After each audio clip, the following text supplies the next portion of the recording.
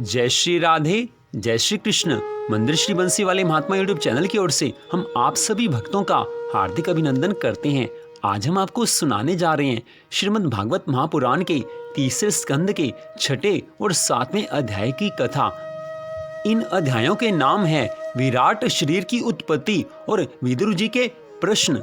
तो इस अध्याय में मैत्रेय ऋषि जी विदुर जी से जगत की सृष्टि के बारे में सभी वर्णन करते हैं और विराट स्वरूप का, भगवान के विराट स्वरूप का कैसे इस संसार में उत्पत्ति हुई उसके बारे में वर्णन करते हैं। विराट रूप कैसे उत्पन्न हुआ, जीव की उत्पत्ति कैसे हुई, समस्त देवता उस विराट स्वरूप से कैसे पृथक हैं और सत्व, रज और तमो तीनों गुणों के प्रभाव के बारे में विदुर जी से आज मैत्रेय ऋषि जी ने चर्चा की है। इसके बाद विदुर जी कहने लगे कि भगवान अकर्ता हैं, फिर भी कल्प के आरंभ में इस सृष्टि की रचना उन्होंने कैसे की। संसार में सभी लोग सुख के लिए कोशिश करते हैं, परंतु न तो उन्हें सुख मिलता है और न उनके दुख दूर होते हैं। ऐसा किस लिए होता है? और विराट स्वरूप का जो आपने वर्णन किया उसके बारे में विस्तार से मुझे बताइए। मैत्रेय ऋषि जी कहने लगे कि सृष्टि की उत्पत्ति की कथा श्रीमद् भागवत महापुराण में बार बार आती है। तात्विक दृष्टि से जगत मिथ्या है, अतः साधुओं ने उसका अधिक विचार नहीं किया है, किंतु सृष्टि के कर्ता का बार बार विचार किया है। परमात्मा को माया का स्पर्श हुआ सो उसने संकल्प किया कि मैं एक से अनेक बनूं। पुरुष में से प्रकृति, प्रकृति में से महतत्व, महतत्व में से अहंकार उत्पन्न हुआ। अहंकार के 4 प्रकार हैं। फिर पंचन मात्रा से पंच महाभूतों की उत्पत्ति हुई है, किंतु ये तत्व स्वयं कुछ भी क्रिया नहीं कर सकते थे, अतः ईश्वर ने हर एक वस्तु में प्रवेश किया है। उपनिषद में कहा गया है कि प्रभु ने प्रत्येक वस्तु में प्रवेश किया है, अतः सारा जगत उन भगवान का ही स्वरूप है। भगवान हर प्राणी में समाये हुए हैं। भगवान के बिना सृष्टि कुछ है ही नहीं। भगवान है तो सृष्टि है, भगवान है तो त्रिलोकी है। अगर भगवान की कृपा नहीं है तो त्रिलोकी भी कुछ नहीं है। आज इस अध्याय में मैत्रेय ऋषि जी विदुर जी से कहने लगे हैं, स्पष्ट कह रहे हैं कि ठाकुर जी हैं तो सभी लोक हैं। ठाकुर जी की कृपा के बिना कुछ हो ही नहीं सकता। प्राणी मात्र में, जीव मात्र में भगवान समाये हुए हैं। भगवान की शक्ति प्रत्येक प्राणी के अंदर है। जैसे भगवान की शक्ति जीवात्मा प्राणी के शरीर से निकल जाती है, तब लोग कह देते हैं कि प्राणी की मृत्यु हो गई है। इसलिए जीवात्मा जो भगवान का अंश है वो सब प्राणियों में समान रूप में पाया जाता है। उस आत्मा को कोई देख नहीं सकता। उस श्रीमद् भगवद गीता और श्रीमद् भागवत महापुराण के साथ ही अन्य कई धर्म ग्रंथों में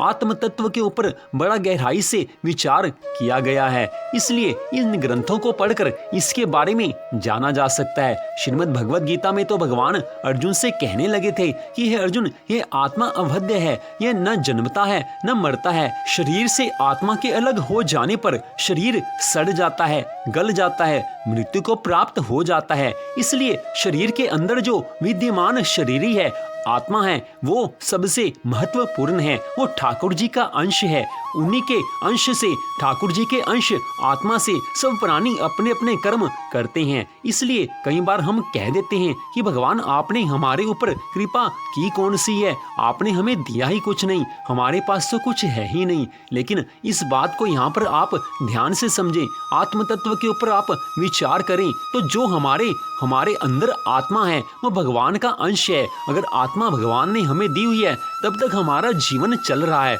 और अगर वो आत्मा शरीर से निकल जाती है तो कहते हैं कि शरीर मृत्यु को प्राप्त हो गया। इसलिए भगवान की सबसे बड़ी कृपा वही है कि आत्मा जो भगवान का एक छोटा सा अंश है वो प्रत्येक प्राणी के अंदर विद्यमान है। जब तक आत्मा है तब तक मनुष्य का शरीर चलता है, फिरता है, सब काम करता है। लेकिन जैसे ही ठाकुर जी अपने अंश को, आत्मा को शरीर से वापस खींच लेते हैं, उसी क्षण वो शरीर गिर जाता है। इसलिए ये बात सच मान लेनी चाहिए कि ठाकुर जी की कृपा के बिना प्राणी मात्र कुछ भी नहीं है। चाहे वो मनुष्य, चाहे वो पशु पक्षी हो, चाहे पेड़ पौधे हो, सबके ऊपर ठाकुर जी की कृपा है। अगर भगवान अपनी कृपा ना करें तो हम तो बिल्कुल मृत शरीर के समान हैं। इसलिए कभी यह नहीं सोचना चाहिए कि भगवान ने हमें दिया क्या है।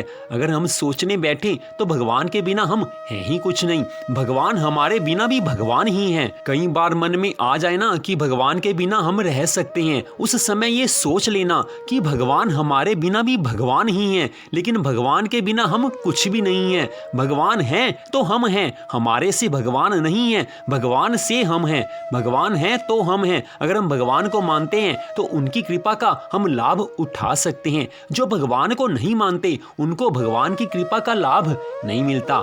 जो हमारे पहले के जन्मों के कर्म हैं, उस कर्म के हिसाब से, उन कर्मों के हिसाब से हमें इस संसार में जन्म मिला है, परिवार में जन्म मिला है। जैसे हमने कर्म किए थे उस हिसाब से हमारा ये जन्म हो गया। लेकिन जो अब हम कर्म करने जा रहे हैं उसका आगे जाकर फल मिलता है। इसलिए जो इस मनुष्य जीवन में भगवान की भक्ति करता है उसका अगला जन्म सुधर जाता है। अगर वो अंतिम सांस तक ठाकुर जी को याद रखे, अंतिम सांस में ठाकुर जी की याद आ जाए, सारा जीवन जो भगवान की भक्ति करता है, भगवान को याद करता है, कथा सुनता है, भगवान में किसी तरह से भी मन लगा कर रखता है, उसको अंतिम सांस में ठाकुर जी की याद अवश्य आती है। और जिसको अंतिम सांस में भगवान की याद आ गई उसको भगवान के धाम में प्रवेश मिल जाता है। वो सदा सदा के लिए श्री धाम गोलोक वृंदावन धाम का अधिकारी हो जाता है। गोलोक धाम जहाँ के अधिष्ठात्री श्री राधा रानी और ठाकुर भगवान श्री कृष्ण हैं, वहाँ पर उस जीवात्मा को, उस मनुष्य को स्थान मिलता है जो सारा जीवन ठाकुर जी की याद करके अंतिम सांस में भगवान को याद करता है। तो उस मनुष्य को भगवान के धाम में स्थान मिलता है। लेकिन जो अभागे मनुष्य, जो मूर्ख मनुष्य इस मनुष्य जीवन को पाकर भी भगवान की भक्ति नहीं करते, भगवान की कथा में मन नहीं लगाते, भगवान की भक्ति से दूर रहते हैं, ऐसे मनुष्य जीवन में कभी सुखी हो ही नहीं सकते। सिर्फ कहने से कोई सुखी नहीं होता। कई बार लगता है कि जिसके पास पैसा ज्यादा है वो सुखी है, जिसके पास ज्यादा बैंक बैलेंस है वो सुखी है, जिसके पास ज्यादा कारें हैं वो सुखी है, जिसके पास ज्यादा सोना चांदी गहने सब कुछ है वो सुखी है। लेकिन इन चीजों से सुख मिलता कहाँ है? ये चीजें तो बाहर का आवरण है, ये चीजें बाहर की दिखावटी शोभा है। लेकिन जो असली आनंद मिलता है वो तो आत्मा को मिलता है। ये चीजें शरीर के ऊपर शोभा देती हैं, लेकिन आत्मा को जो आनंद मिलता है वो भगवान की भक्ति से मिलता है। आत्मा को आप सोने चांदी धन दौलत से सुखी नहीं कर सकते। आत्मा तो भगवान का नाम लेकर ही, भगवान की भक्ति कर कर ही आनंद मनाती है। आत्मा भगवान कृष्ण का एक छोटा सा अंश है। श्रीमद् भगवद गीता में भगवान ने अर्जुन से कहा था कि हे अर्जुन, सब प्राणी के हृदय में मैं आत्म रूप से निवास करता हूँ। तो आत्मा भगवान श्री कृष्ण का एक छोटा सा अंश है। जैसे ही कोई मनुष्य भगवान की भक्ति करने लगता है, भगवान की भक्ति के राह में चल पड़ता है, वैसे ही जीवात्मा प्रसन्न हो जाती है कि इस व्यक्ति ने अपना सही कार्य, अपना सही रास्ता चुन लिया है। लेकिन अधिकांश मनुष्य ऐसे हैं जो कहते हैं कि हमारे पास तो भगवान की भक्ति करने का समय ही नहीं है, हमारे पास काम ही इतना है, संसार का काम धंधा हमारा इतना है कि हम भगवान की भक्ति कर ही नहीं सकते। वो अभागे जीव हैं। हर धर्म ग्रंथ कहता है कि जो भगवान की भक्ति नहीं करते, भगवान में मन नहीं लगाते, वो इस सृष्टि के सबसे अभागे जीव हैं। क्योंकि ऐसे लोगों को सदा याद रखना चाहिए कि मनुष्य शरीर में ही भगवान की प्राप्ति की जा सकती है। केवल मनुष्य भगवान की भक्ति कर सकता है। पशु पक्षी कुत्ते बिल्ली कभी भगवान की भक्ति नहीं कर सकते। इसलिए मनुष्य का जन्म हमें इसीलिए मिला है ताकि हम भगवान की भक्ति करके इस आवागमन से, इस चक्कर से छुटकारा पा जाएं। लेकिन अगर हम इस जन्म में भी मनुष्य की योनि में अगर हम भगवान की भक्ति नहीं करते हैं तो बार बार हमें 84 लाख योनियों में जाना पड़ेगा। फिर कितने दिन किस योनि में रहना पड़े इसका भी कोई आज तक कुछ बता नहीं सका। 84 लाख योनियां हैं। अगर एक एक दिन भी एक योनि में जाना पड़े तो आप हिसाब लगा लीजिए कि हमारा कितना समय कष्ट में बीतेगा। लेकिन आज तो ठाकुर जी ने हम पर कृपा की हुई है, मनुष्य का जीवन हमें मिल गया है, मनुष्य शरीर ठाकुर जी ने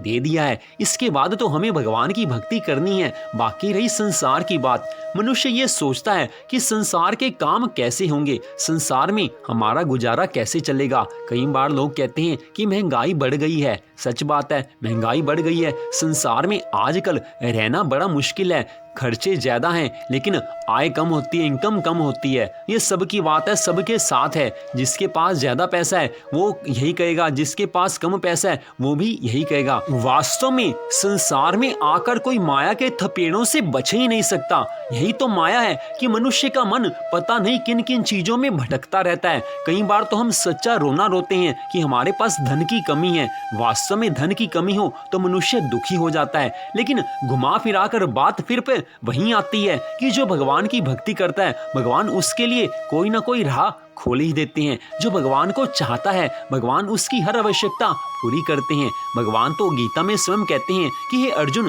तू मेरा भक्त बन जा। तू मेरा भक्त बनेगा तो तेरे सारे जीवन की जिम्मेवारी मेरी हो जाएगी। तेरे सभी कार्यों की जिम्मेवारी मैं अपने सिर पर ले लूंगा। तू मेरा भक्त बन जा तो तेरे को चिंता करने की कोई आवश्यकता रहेगी नहीं। भगवान अर्जुन से ही नहीं कहते, भगवान तो अर्जुन को निमित्त बनाकर हम सब लोगों के लिए कह गए हैं कि जो कोई भी भक्त मेरी तरफ आएगा, मेरी भक्ति करेगा, उसके संसार के हर कार्य की जिम्मेवारी भगवान ले लेते हैं। भगवान तो सर्वसमर्थ हैं। हम सब मनुष्य योनि में हैं। हमें कोई भी काम करना है तो पहले तो हमारे मन में उस काम के लिए इच्छा होनी चाहिए। उसके बाद उस काम को करने के लिए जो सामग्री चाहिए वो भी होनी चाहिए। उसके बाद हम काम को आरंभ करते हैं और उसके बाद पता नहीं कि वो काम ठीक से हो पाए या ना हो पाए, उसका भी कोई पक्का निश्चय नहीं है, कोई गारंटी नहीं है। लेकिन भगवान के बारे में ऐसा नहीं है। भगवान तो संकल्प मात्र से ही सृष्टि का विनाश और सृष्टि को पुनः जन्म दे देते हैं। भगवान तो संकल्प से ही सब कुछ कर देते हैं। जो ठाकुर जी की भक्ति करता है तो ठाकुर जी तो उन अपने भक्तों के लिए सब कुछ संकल्प मात्र से कर देते हैं। हमारे लिए जो बड़ी बड़ी चिंताएं हैं, जिनको हम जीवन भर अपने सिर पर जिनका बोझ हम लेकर घूमते रहते हैं, हर पल हम किसी न किसी चिंता में डूबे रहते हैं कि मेरे पास धन की कमी है, मेरी बेटी की शादी नहीं हो रही है, मेरे बेटे की शादी नहीं हो रही है, मेरा व्यापार नहीं चल रहा है, मेरा दुश्मन मुझे हमेशा दुख देता है। पता नहीं कितनी कितनी चिंताएं इंसान अपने अंदर अपने मन में लेकर चलता है और कुछ तो चिंताओं में डूबकर ही मृत्यु को प्राप्त हो जाते हैं। कहते हैं कि चिंता चिता का कारण है। श्रीमद् भगवद गीता के 18वें अध्याय में भगवान ने अर्जुन से कहा है कि हे अर्जुन, तू सब धर्मों को छोड़कर केवल मेरी शरण में आ जा, मैं तेरे को सारे पापों से मुक्त कर दूंगा। तू चिंता मत कर, तेरे को सभी पापों से मुक्त करना मेरी जिम्मेवारी है। इसमें ठाकुर जी भगवान श्री कृष्ण जी स्पष्ट कह रहे हैं कि जो मनुष्य भगवान की भक्ति में लग जाता है उसके सभी कार्यों की जिम्मेवारी भगवान की हो जाती है। चाहे उस मनुष्य ने पहले के समय में अनेकों पाप किए हों, लेकिन भगवान उसके पापों की सजा भी माफ कर देते हैं। भक्ति के लिए शर्त एक ही है कि भक्ति इसी क्षण से की जा सकती है। भक्ति के लिए कल नहीं होता। जो ये सोचता है कि कल से ठाकुर जी की भक्ति आरंभ करेंगे, कल से मैं ये काम करूंगा, उसका कल कभी आ ही नहीं सकता। भक्ति तो आज से अभी से की जाती है, क्योंकि भक्ति के लिए कहीं दूर जाने की आवश्यकता है ही नहीं।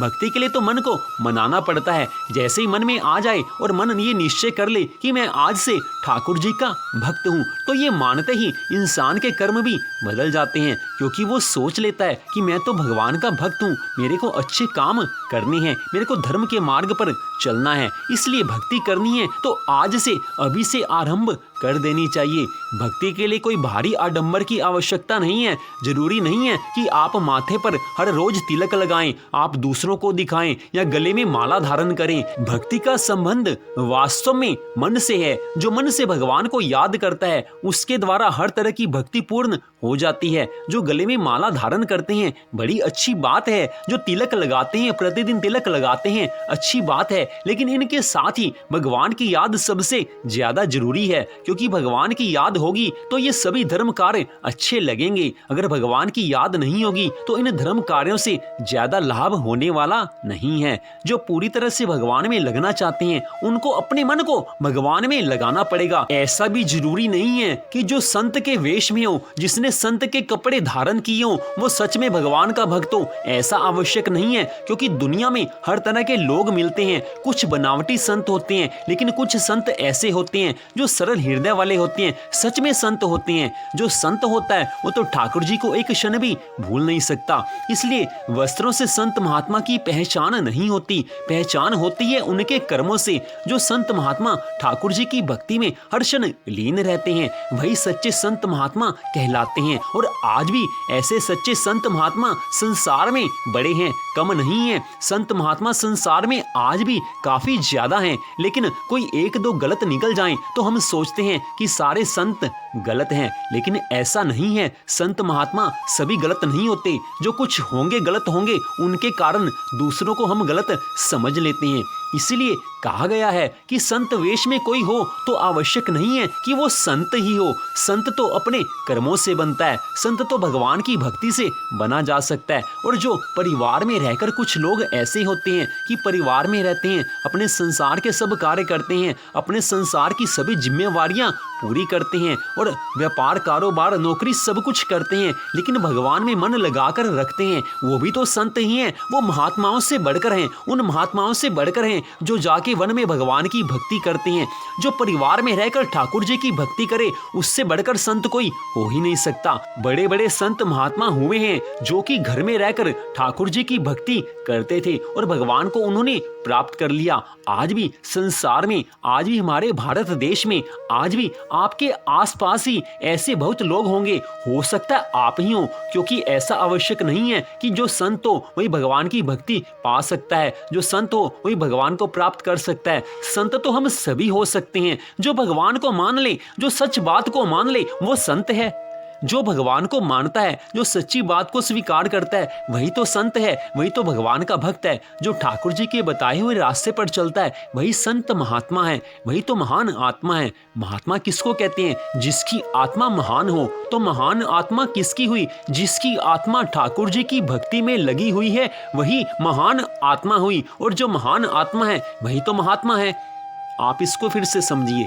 महात्मा कौन है? जिसकी आत्मा महान है। और महान आत्मा किसकी है? जिसकी आत्मा, जो प्राणी भगवान की भक्ति में लगा हुआ है, वो महान है, उसकी आत्मा महान है। इसलिए महात्मा वही है जिसकी आत्मा महान है। इसलिए जो घर परिवार में रह के ठाकुर जी की भक्ति करते हैं, वो भी महात्मा बन सकते हैं। वो महात्मा ही हैं जो भगवान की भक्ति अगर आज आप कर रहे हो तो आप महान हैं, आपकी आत्मा महान है, आप महात्मा हो। जिसकी आत्मा महान है वही तो महात्मा है। और आत्मा किसकी महान है? जो ठाकुर जी की भक्ति में लगा हुआ है। सीधी स्पष्ट बात है जो हर धर्म ग्रंथ में समझाकर बताई गई है कि जो भगवान की भक्ति कर रहा है वही साधु है, वही महात्मा है, वही संत है। और कुछ ऐसे लोग भी हैं जो संत का वेश धारण किए रहते हैं, महात्मा का वेश धारण किए रहते हैं, लेकिन भगवान की भक्ति नहीं करते, तो वो महात्मा नहीं कहे जा सकते, उनको साधु नहीं कहा जा सकता।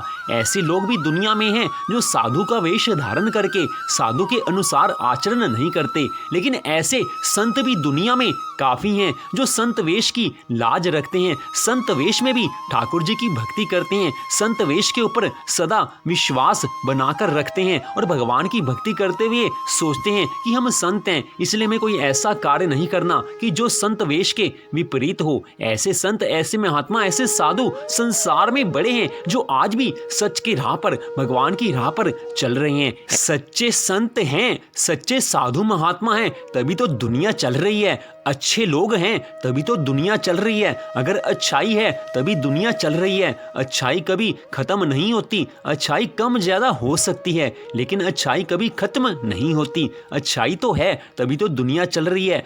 आप अच्छे हो, आपके ऊपर भगवान की कृपा है, तभी तो आप कथा सुन पा रहे हो। हर एक के बस की बात है ही नहीं श्रीमद् भागवत महापुराण की कथा सुनना। लोग टीवी में 5-5 घंटे बिता देंगे, 10-10 घंटे मैच देख लेंगे, फिल्में देख लेंगे, लेकिन श्रीमद् भागवत महापुराण की कथा कोई किसी को 15-20 मिनट सुनने के लिए कह दो तो वो कहेगा कि इतना समय नहीं है। यही तो माया है। ठाकुर जी की माया सबको नचाती है। जो ठाकुर जी की भक्ति में जिसका मन नहीं नाचता, जिसका मन भगवान की भक्ति में लीन नहीं होता, उसको भगवान की माया ऐसे नचाती है कि वह संसार में उलझता ही जाता है, उलझता ही जाता है और संसार से उसका बेड़ा पार हो ही नहीं सकता। लेकिन जो भगवान के भक्त हैं, भगवान उनके सिर के ऊपर सदा अपना हाथ रखते हैं, अपना वरद हस्त सदा उनके सिर पर बनाकर रखते हैं ताकि उनको किसी तरह का कष्ट ना हो। हर कष्ट में, भक्त के हर कष्ट में ठाकुर जी उसके साथ होते हैं। आंखों से नजर नहीं आएंगे, लेकिन मन की आंखों से ठाकुर जी अपने भक्तों के पास होते हैं।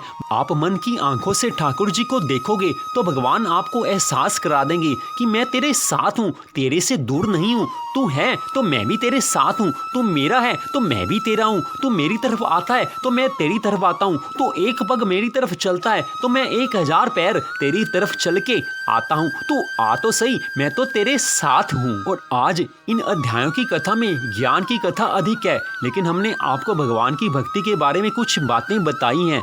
आज विदुर जी और साथ में मैं तेरे ऋषि जी ज्ञान चर्चा कर रहे हैं। ठाकुर जी की भक्ति की भी चर्चा बीच में करते हैं, लेकिन इस अध्याय में ज्ञान की चर्चा विशेष रूप से की गई है। ज्ञान मार्ग से भी भगवान को पाया जा सकता है, लेकिन भक्ति भगवान को प्राप्त करने का सबसे सुलभ साधन है। आप कथा सुनते जाइए, आपको जो आनंद होगा उसको आप महसूस करेंगे, लेकिन दूसरों को बता नहीं पाएंगे। भगवान की कथा में रस ही इतना है कि जो इसको सुनता है वो इसको छोड़ ही नहीं सकता। जिसको अमृत मिल जाए वो अमृत को भला कहां से छोड़ेगा। तो यहीं पर इस कथा का विश्राम करते हैं, कल इससे अगले अध्याय की कथा। तो मंदिरश्री बंसी वाले महात्मा यूट्यूब चैनल की ओर से आप ये कथा सुन रहे हैं। श्रीमद् भागवत महापुराण की कथा को आप पिछले लगभग 1 महीने से सुन रहे हैं। आप सबका हार्दिक धन्यवाद। भगवान श्री राधा कृष्ण जी की श्रीमद् भागवत महापुराण की कृपा सदा आप सब पर बनी रहे, इसी मंगल कामना के साथ जय श्री राधा रानी सरकार की, जय श्री कृष्ण भगवान की, जय श्रीमद् भागवत महापुराण की, जय श्री सुखदेव जी महाराज की, जय जय श्री राधे, जय जय श्री राधे, जय जय श्री राधे श्याम।